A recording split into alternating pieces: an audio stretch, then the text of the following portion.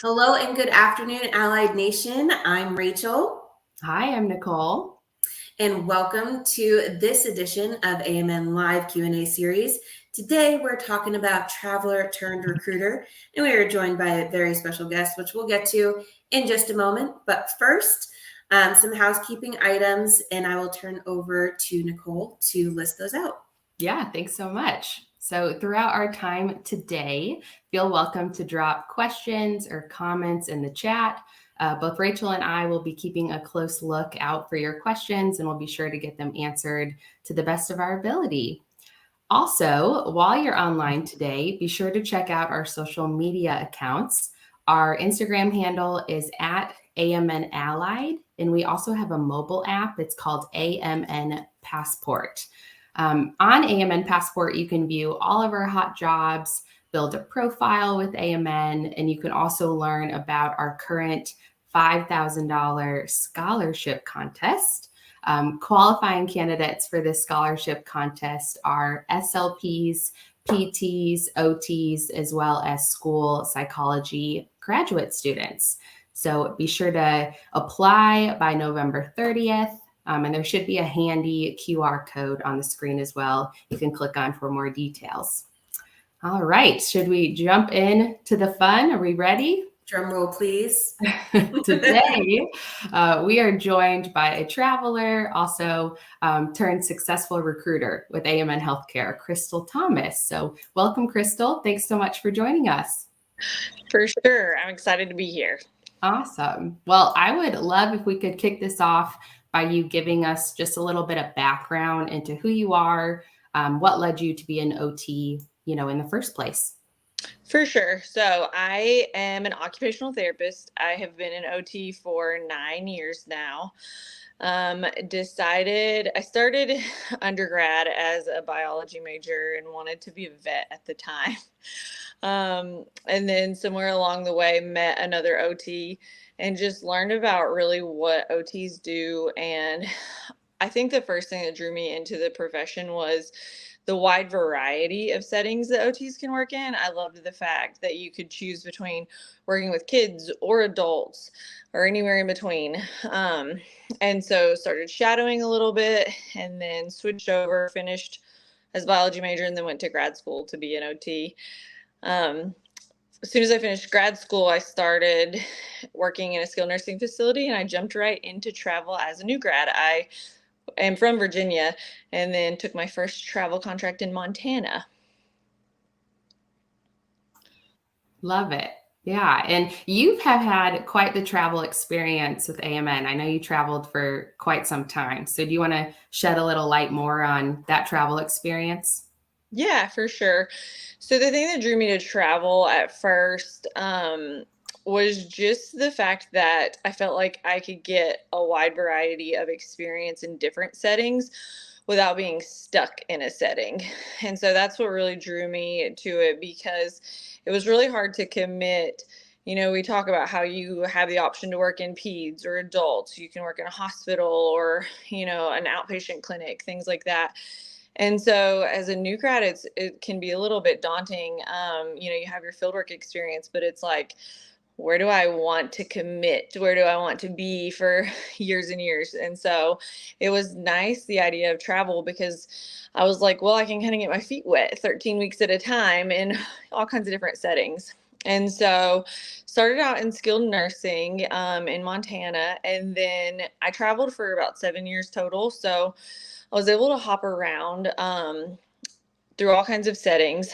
I landed in Colorado in a peds outpatient clinic and a hospital there, fell in love, tried schools after that. So kind of jumped all over the US, went to California, worked on the coast there, went back to Virginia to visit my family for a while, did some home health there, and then transitioned to Alaska. Ended up spending about 4 years in Alaska, just because I loved it so much there. But yeah, I jumped all over, then left Alaska, went back down to Colorado, and now I'm in Arizona. So kind of all over the map. What was your favorite part about being a traveler? I know you look back on your travel experience really fondly, are there things you miss? Like, what was your favorite part? Yeah, so my favorite part was probably just, I think it made me a better clinician overall. It made me a better OT. I found that it pushed me outside of my comfort zone. Every time I started a new job, and any traveler out there is going to be able to relate to this, I felt like a new grad all over. Like even 5 years in, before I started my first peds contract, I sat in my car and cried and was like, what have I done? I'm on a new contract and this is awful. Why did I do this? I was like, I'm just gonna panic and leave. It's scary. It can be very scary, and you feel like you don't know anything, but you do. You know more. You walk in there with, what you've learned in graduate school. You're more confident in your skill set than you think. But traveling pushes you outside of your comfort zone, and so it just really showed me that there were different ways to do something everywhere. Like there's not one right way to do anything. And it was really nice because I think that made me a better OT in the long run. I do miss it. I miss bouncing around a lot. That can be scary at first. We traveled in an RV for a while. We did the RV thing for a few years, and that was a lot of fun. It was just very freeing, to be honest with you. I mean, I look back on that time and I'm like, now I have utilities and I have electricity in my name. I miss the years of just not caring about that stuff. So that's probably my favorite part. I got to experience some really, really cool things in Alaska. I grew up in Virginia, and so I never thought in my life that I would be climbing glaciers and backpacking in some of the most remote areas of wilderness in the United States, and whale watching, seeing orcas in real life, like stuff like that. I just never dreamed that was possible. For sure. Gosh, bucket list states and experiences, amazing. And when you were traveling, were you primarily a solo traveler? Did you travel as a pair, have companions along with you along the way? I kind of did the whole range. So went to a few states by myself. Then I have a good friend that is an OT traveler. So we took a few contracts together, which was super fun to have someone just to call up and run and do adventures with. Then my husband traveled with me as well. I've always, from the beginning, traveled with 3 dogs. I literally toted a German Shepherd and 2 Dachshunds for 7 years all over the country. And so that can present its own challenges, especially as far as housing goes. But definitely it's very doable. And then along the way, last year, 2 years ago now, had a little girl. And so I was on assignment actually with Med Travelers when I had her. And then, yeah, so definitely a little bit of everything. Well, I think it makes sense that you wanted to be a veterinarian and you traveled with 3 dogs along the way. So, yes, they're family, so I couldn't leave them behind. Of course, yeah.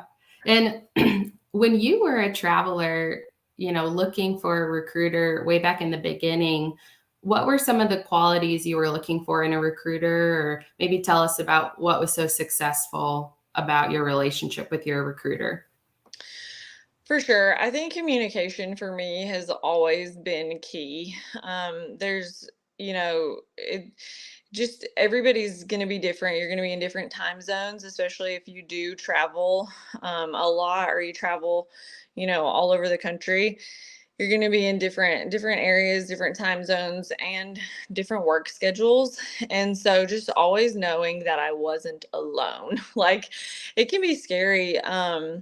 Especially as a new grad, because sometimes you can be a little bit hesitant. Like I know I was told in grad school, don't start as a traveler.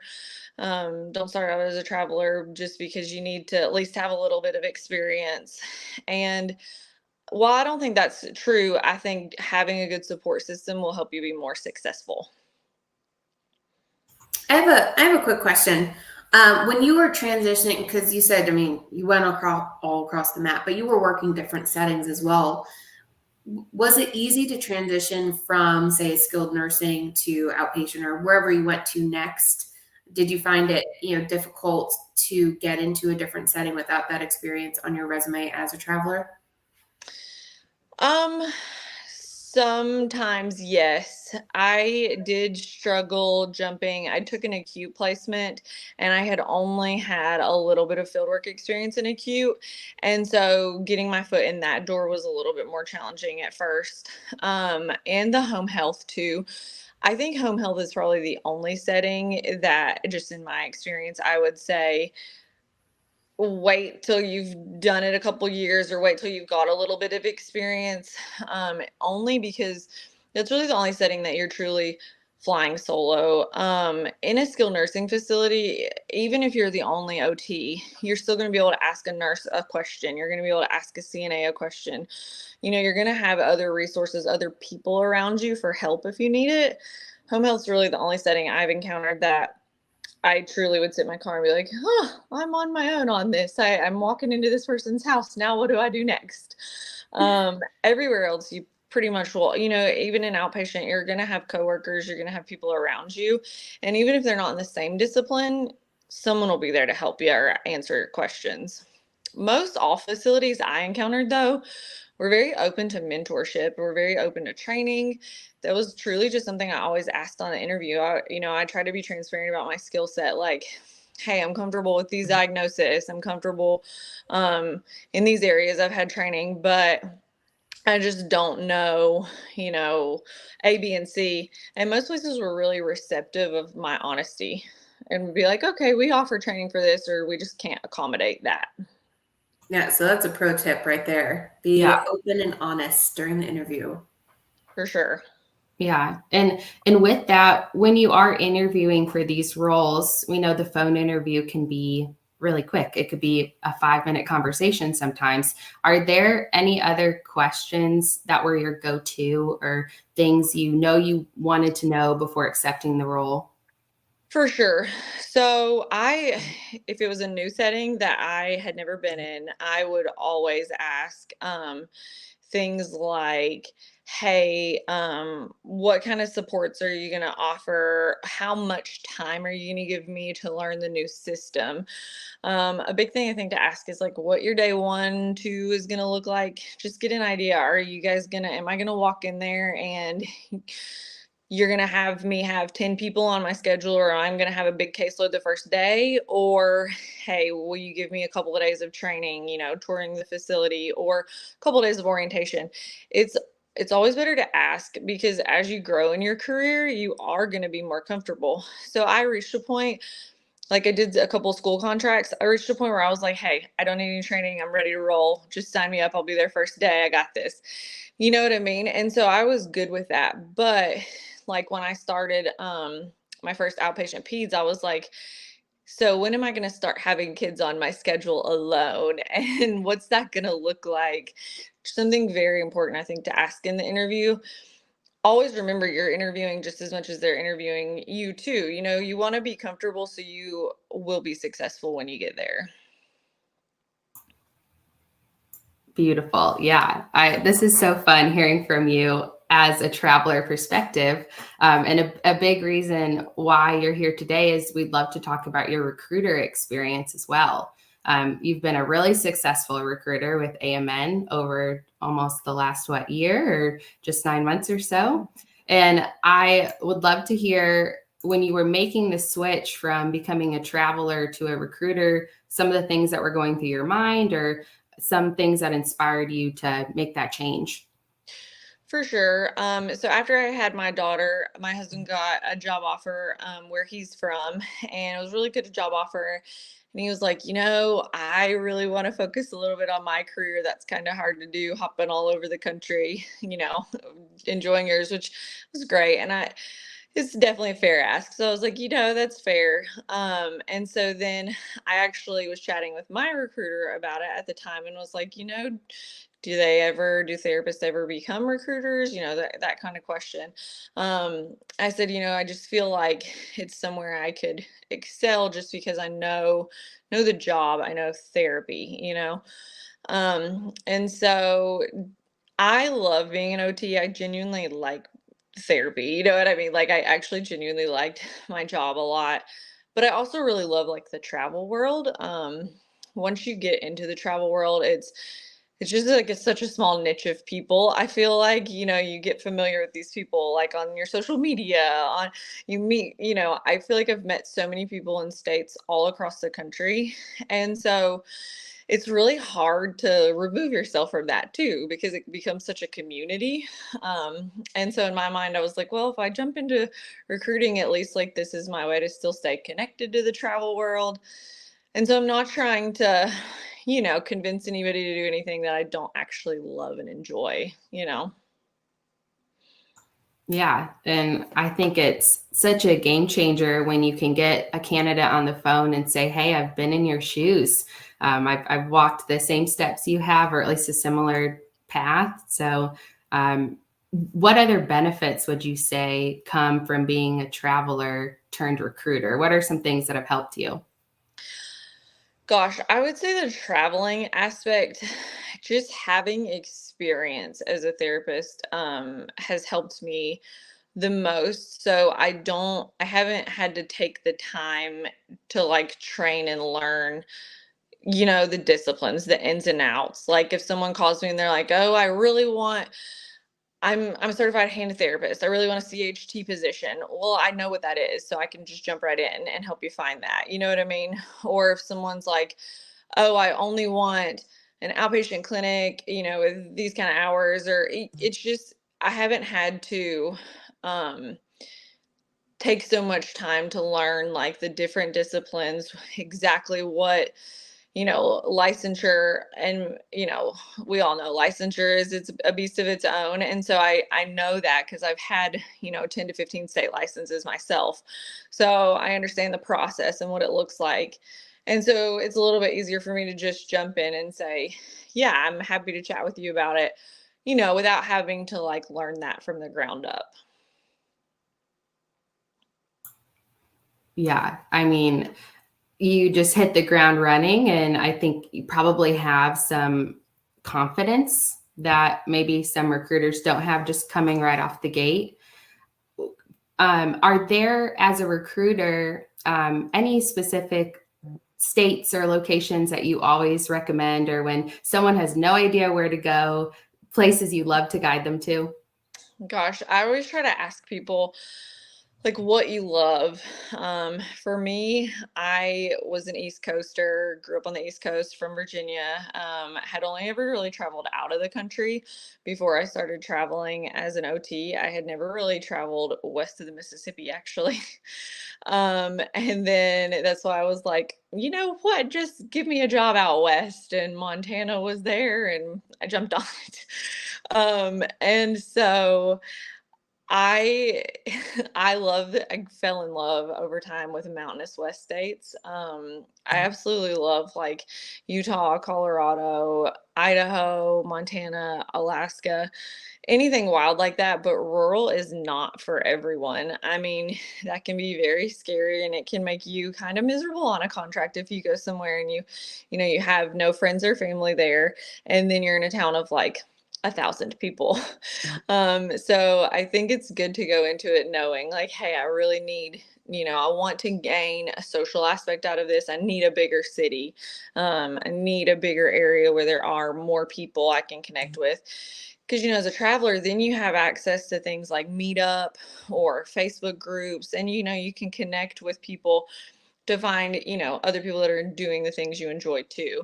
So that's my big thing is just if you're just jumping into travel or you're not 100% sure about it, at least knowing kind of what you want out of the experience. If it's to go climb mountains, go rurally, like we find you somewhere in the middle of nowhere.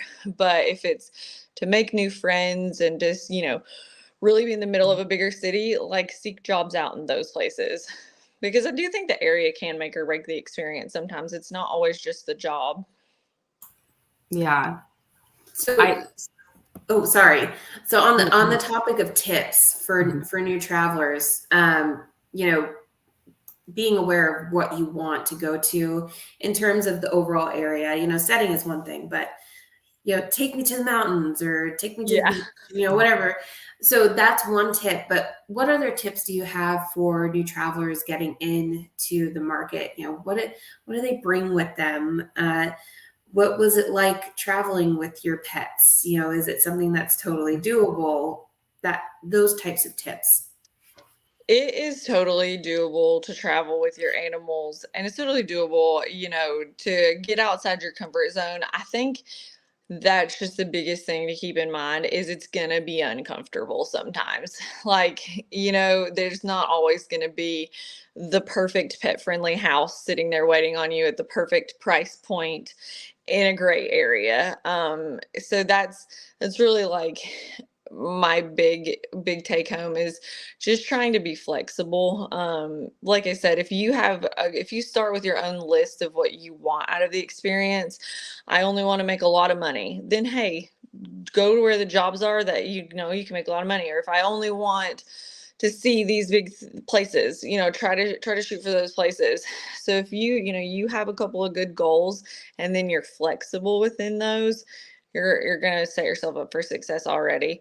Um, I so in Montana, I rented a house, and we didn't take any furniture with us. Actually, we just packed what I could fit in a 4Runner with the 3 dogs, and this was back before Furnished Finder was a thing. So it was I found a house on Craigslist, and not the best way to go now. Craigslist is probably not preferable, but found a house on Craigslist. And so ended up renting, this whole house that had a fenced in yard. But then I went on Craigslist and bought a used couch for like $100 and a TV, and then just put my mattress on the floor because it wasn't furnished. And I was like, well, I'm not going to furnish a whole house for 13 weeks. It's me and some dogs. It was a strange process. So another 2 contracts later, that's why we ended up buying the camper, because I was like, at least a camper will give us like a solid, unit that we can have the dogs in, a place to stay.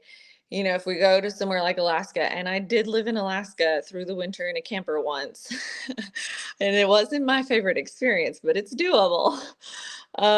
So you can just, you know what I mean? It's just adaptability. If you're a little bit adaptable, you'll find a way to make it work.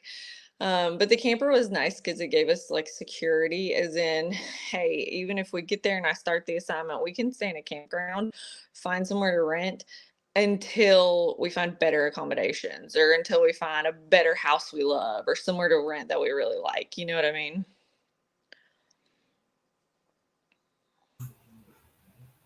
Yeah. And what are some of the other like tips and tricks as a recruiter now that you bestow upon your travelers, whether it's like timelines of looking for their next assignment or those types of things? I tell people my biggest thing is just always never be afraid to ask questions, like voice, what you want, or ask if it's possible. You know what I mean? Like, no one's going to be able to help you unless they know what you need help with. If that makes any sense. So like if you're having trouble with housing, or if you're having trouble, finding whatever it may be that you need, ask your recruiter, because they might have a connection. You know what I mean? Like, they might be able to help you. Um, I have had recruiters in the past connect me with like other travelers that, connected me with their housing. I've had people even just saying like, I'm in the middle of nowhere, and do you know anybody else in the area? And literally, my recruiter was like, oh, hey, we have 2 other travelers on assignment down the street, here you go. So, you know what I mean? Like, you never know how they can help you until you just ask. Yeah, I just had someone earlier today ask me if there were other travelers in the area for housing or connecting with people. And I know you mentioned earlier something called Meetup or Facebook groups and Yep. whatnot for connecting. Is that how you typically made friends while you were on the road? For sure. I actually got into Meetup to find a rock climbing group when I was on contract in Western Colorado. I had never heard of it before. And then I started, got into downhill mountain biking for a little while, and there were some great downhill mountain biking groups on there. It's literally an app. It's just called Meetup. And you can just find, like, there's one here for kayaking and paddle boarding. So because on Facebook, I had a lot of trouble finding like adventure type buddies, I guess, or, like the rock climbing group and stuff, like just specifically for certain outdoor activities. And so then I found Meetup, and you can literally narrow it down by like, I want a wine group, or I want a dog walking group, like stuff like that. And there's literally, I mean, it just groups like that everywhere. It's great. Yeah, perfect. I think building community along the way is what helps people, stay sustainable in travel and continue on and maybe travel as a pair in the future. Who knows? Yes, for sure. It can be a lot of fun doing that. So I have to ask, because I'm curious. I'm a curious person. When did you meet your husband? Like, did you know him before you started traveling, or before school even, or was it just on No. Meetup? No, I actually was on contract in a school contract in Colorado, and he is actually from Arizona, but he was there on a deer hunt, and I was actually on an elk hunt, and we ran into each other in Aspen. So Okay. So yeah. you guys, you were out trying to shoot stuff, and that's just how sparks flew. That's good. Something to that effect.